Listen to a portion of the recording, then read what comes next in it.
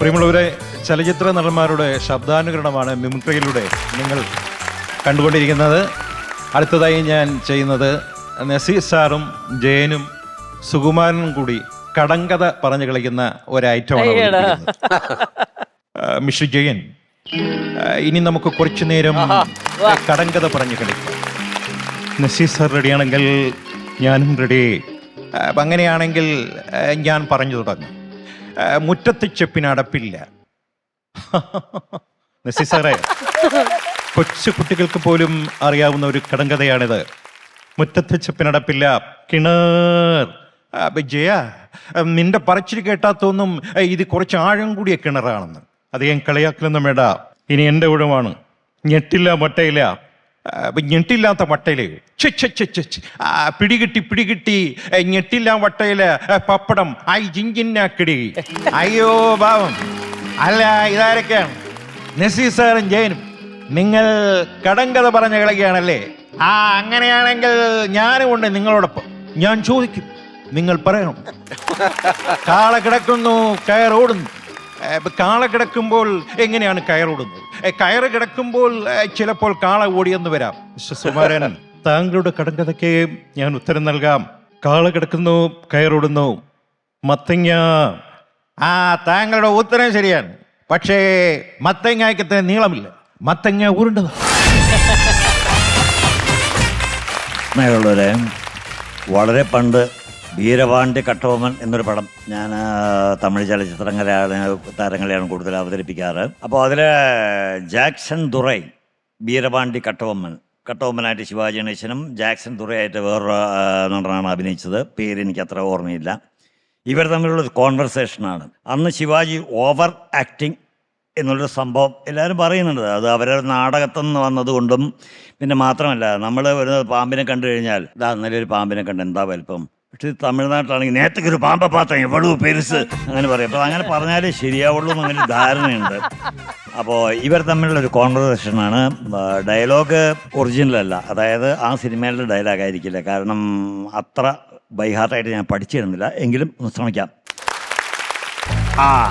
നീതാൻ വീരപാണ്ഡ്യ കട്ടബൊമ്മനോ? நீதான் ஜாக்சன் துரை என்பவரோ? வெகு தூரம் வந்து விட்டேன். நற்றரவு நாடி நான் உன் மீது குற்றம் சாட்டுகிறேன். ஏதோ குற்றம்? என் தம்பிதம் மட்டும் இருந்தால் உன் பரங்கித்தலை சூமையை நோக்கி பயணம் ஆரம்பித்திருக்கும். என்னையே இரும்பு தலையன் என்று சொல்கிறார்கள். உருக்க வேண்டிய ஒரு அது இரக்கம் காட்டியதே தவிர. கட்டபொம்மனே, வெகு தூரம் வந்து விட்டேன். நீ என் சோய் நாட் மீது கப்பம் கட்டவில்லை, டாக்ஸ் கட்டவில்லை. அதனால் சோய் நாட் மீது போர் தொடுக்க போகிறேன். வரி, வடி, வட்டி, திஸ்தி, திரை, விருந்து, வேடிக்கை, வாதம் பொடிகிறது, பூமி விளைகிறது. நீ ஏன் கேட்கிறாய் வட்டி? நீ உங்கள் வயல்களிருந்து வேலை செய்தாயா, இல்லை களைமறித்தாயா, இல்லை நாறு நட்டாயா? இங்கே இல்லை பணிபுரியும் மங்கை மடுகளுக்கு எங்கள் மங்கள சேவை செய்தாயா? நீ ஏன் கேட்கிறாய் வட்டி? நான் என் கொடுக்கணும் திஸ்தி துடிக்கித மீசாய்.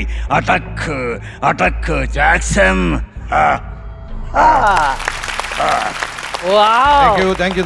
ഇത് ശിവാജി ഗണേശന്റെ അന്നത്തെ അഭിനയം. പിന്നെ അതിന് ശേഷം വസന്തമാളികെ എന്ന പടത്തില് ഒരു ചെറിയൊരു റൊമാൻറ്റിക് സീൻ.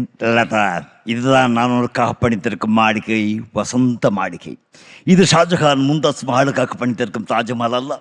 நான் உயிரோடு இருக்கும் காதலிக்காக பணித்திருக்கும் வசந்த மண்டபம். இது சமாதி இல்லை, இது சந்நிதி. எனக்கு மட்டும் ஆண்டவன் பறக்கும் சக்தியை கொடுத்திருந்தால் வானத்தில் மின்னிருக்கிற மற்ற நட்சத்திரங்களின் தோரணமாக காட்சியளித்திருப்பேன். ஆனால் கடவுள் எனக்கு அந்த சக்தியை கொடுக்கவில்லையே. അതിനുശേഷമാണ് മറ്റേ പാട്ട്. യാരുക്കാക ഇത് യാരുക്കാക இந்த மாளிகை വസന്ത മാളികൈ കാതലോവിയം കലന്ത മാളികൈ. അടുത്തായിട്ട് ഞാൻ അവതരിപ്പിക്കുന്നു മധുസാറും ലാലു അലക്സും തമ്മിലുള്ള ഒരു ചെറിയ combination. Mister Lalu Alex, cinema താരങ്ങൾ പങ്കെടുക്കുന്ന ഒരു ഗാനമേള പ്ലാൻ ചെയ്തിട്ടുണ്ട്. അതിന്റെ ചർച്ചയാണ് നടന്നുകൊണ്ടിരിക്കുന്നത്. മിസ്റ്റർ ലാലു ഏത് പാട്ടാണ് പാടാൻ പോകുന്നത്? എന്ത് പാട്ട് ഞാനങ്ങ് പാടിയേക്കാം. അന്നക്കിളി നീ എന്നിൽ വന്നക്കേറി വന്നു, കന്നിക്കിളി നീ എന്നിൽ പൊന്തോൽ വീശി നിന്നു.